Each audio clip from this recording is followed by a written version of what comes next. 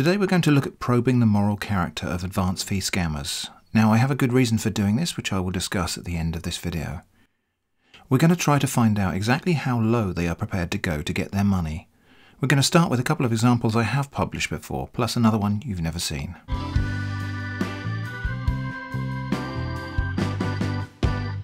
The first example is where the scammer identified him or herself as Hannah Pilot, and the conversation had reached the point where the scammer was, as always, demanding that the fee be paid before the supposed fund could be released to me. I tried pleading hardship, saying, I don't know where I'll get the money for the fees. If I pay even half that amount, I will have no money for food for my children this month. This is why I thought maybe the fees could be deducted from the total. How can I do this? The scammer replied, I'm sorry, there is no any other way. This is simple. Take the money from your rent and food and use it to pay.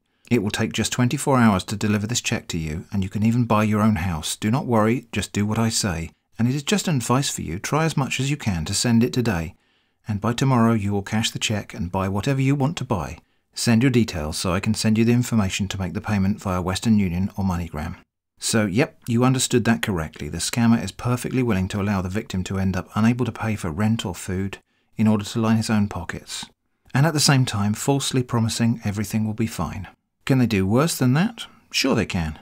The second example I have was the time when my character, an elderly gentleman named Manuel, revealed to the scammer that he had substantial savings, but needed it to pay for a life-saving heart operation. Did the scammers back down for fear of causing their victim to die? Not likely. Here are some highlights of that conversation. Now listen. You tell me, how much do you have that you want to use and open their non-residential account? I did want to talk to you about that because you said I needed a huge amount of money to. I think, was it you or was it someone else said I needed a huge amount of money to open the account? I don't have a lot of money. I've got my savings. What I would, that's why I'm asking you, how much do you have to open the non-residential account with the ING fund? I see what you're asking now. Yeah, I understand. Okay.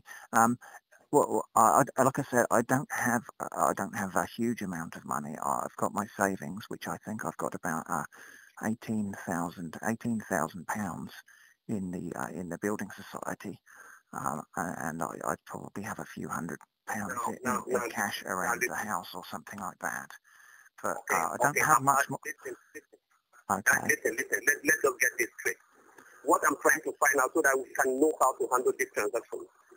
Now, the 77.5 million is a huge amount of money. I know. I understand that. I understand that. Yes, and for you to open a non-residential account that will contain this amount, to avoid raising an ABRA, what you need to do is that you open this non-residential account with a huge amount of money. So I'm not asking you how much you have that you want to use and open this non-residential account. Then you specify, just be specific and tell me this is what I have.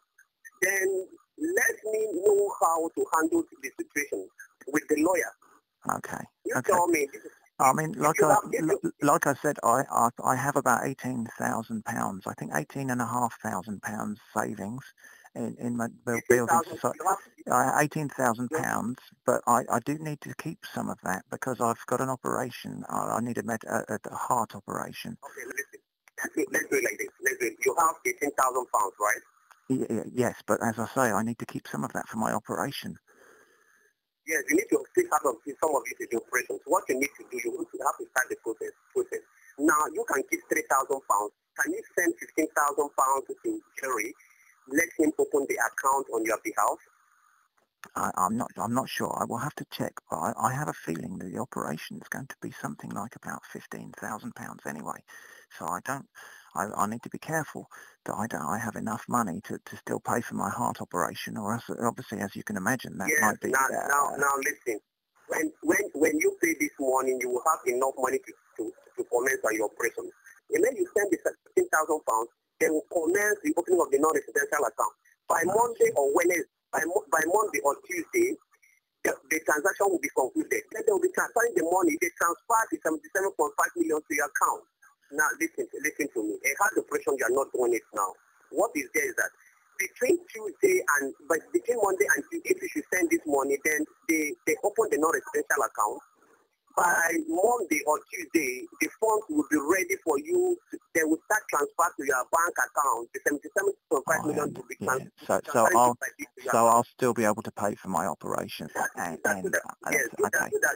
So there we go. They would consign an elderly gentleman to death just to get their money. Again, promising everything would be just fine. So what else? Are there any limits at all on how low they will stoop? Apparently not. Let's now take a look at the example I haven't published before. The whole conversation with this scammer was too boring to make into a video, but here are a couple of highlights. It came in as a very standard fake Google lottery scam email, which instructed me to contact someone called Gerard Rogers. When I did so, someone else named Larry Brilliant replied. Because I was travelling at the time of receiving this and reading all of my emails on a mobile platform, I did not initially notice that this came in on my main email account where I don't normally do any scam baiting. Anyway, to test the moral integrity of this scammer, as well as to get the matter away from my primary mailbox, I said, with your permission, I would prefer to hand this off to my executive assistant, Martin Turner. Martin, of course, was just the character I would play from one of my scam baiting mailboxes. I instruct Martin to contact you directly to conduct this business. But Martin Turner had no intention of assisting Mike. In fact, he intended to double-cross him, saying, "Can we speak frankly? My associate, Mike, is an idiot and does not deserve this award. He would probably just waste their money on some ridiculous project or invest it in his obsession with unusual canned foodstuffs. Let's put this fund to proper use. I intend to claim it for myself. Please would you assist me in this by telling Mike that there was a mistake and the award to him is cancelled. Once that's done, we can get on with the business of assigning the award fund to me." So would the scammer bat an eye at this double-cross? Nope. He just said, "I have done that, okay." Now the interesting point is in fact he had done no such thing, and was still trying to pursue the scam with the original recipient, i.e. me as Mike, whilst at the same time lying to Martin, the double-crosser, although I guess you could say Martin deserved it. Larry Brilliant handed off to the next fake scammer identity whose name was supposedly Andy Fred. After a little bit of conversation, things went quiet for a while and I almost forgot about this ongoing scam, until the scammer sent a reminder which said, "What is going on, as I have been waiting to hear from you so as to get your funds delivered to you. I await to hear from you ASAP." I replied to say, "I regret to inform you that Martin Turner died about a month ago. I am Martin's partner, and I have only just today managed to gain access to his online accounts, and I am in the process of trying to handle and close off his outstanding business. Please could you provide a summary of any matters you need me to deal with? Many thanks, Monica Flange." Without missing a beat, the scammer switched to trying to scam the widow of the original victim, first saying, "I received your email, and your content is well noted by me. Therefore am so sorry for what happened to him. I never knew until you told me. Therefore we want you to know that he has been compensated from the Grant Lottery Award, which is the sum of $2 million, and all the needed info has been forwarded to me, which I have proceeded so that he can receive his funds. But due to the late payment of sum of $1,870 make him not to receive the funds, so I was trying to keep him update so that we can proceed and make sure his funds get transferred to his account or delivered to him before you came in.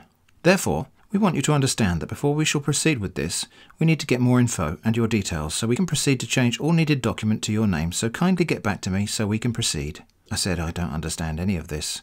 Martin never played any lottery. In fact, he often used to call lotteries a taxation of the desperate. Please could you explain what's going on here?" The scammer replied, "Thanks so much for your email and your content. I therefore want you to know that we are only to change the name into your name and other document in your name, which means change of ownership.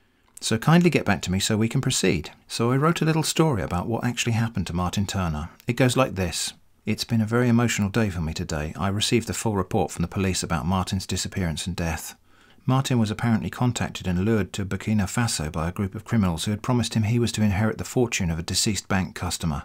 They told him that he had to pay several fees, which he had done. Then they told him to fly out there with more money and some expensive gift items. Not much more detail is known, but police believe criminals visited Martin in his hotel room, fought with him to take away the money and valuables, and then murdered him, using machetes. The police told me this sort of fraud is very common throughout Africa. Apparently it's something called advance fee fraud. Have you heard of it?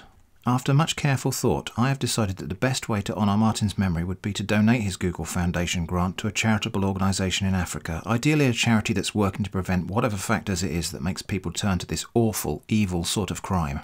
I would be most grateful if you would select such a charity and send the grant money directly to them. Please would you do that for me? For Martin."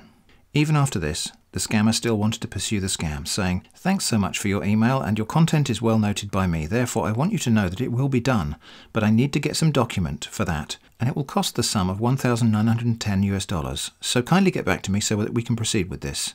I finished off by suggesting the scammer contact the charity and get them to pay the advance fee, and that was the last I ever heard. So you might be wondering why I made this video. Am I, for example, trying to morally justify my scam baiting efforts? Well, no. Actually, my conscience is untroubled on that matter. I actually made this video because I want everyone to realise that there isn't any depth of moral depravity to which these scammers will not stoop. Think for a moment about the most vulnerable person you know. These scammers will ruthlessly scam that person, and they won't lose a blink of sleep over doing it. So please, if you can, do something for me. Think about all the people you know, your friends, relatives, work colleagues and neighbours. Is there anyone you can think of who might be taken in by one of these scams? Please take some time to tell them about these awful, ruthless criminals. And by doing so, let's take a step towards a world where scams just are not an effective source of income anymore. Thanks for watching, and I hope to see you again soon.